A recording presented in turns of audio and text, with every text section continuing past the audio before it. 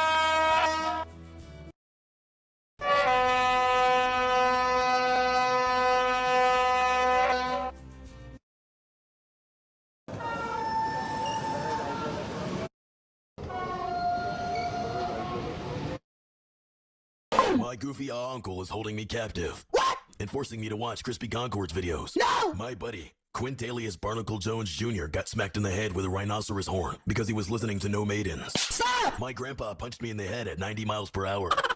And I was paralyzed from the waist up. Hey, Quandale Dingle here. I just escaped prison. I am staying at my friend Juandale Pringle's house. As I was running away from cops, I fell and scraped some of my foreskin off. A guy named Garfield Jensen bent me over in the shower while I was in prison. What are you doing? My baby mama Shaniqua Anderson told me to pay child support, so I gave my baby to creepy old guy. Oh yeah.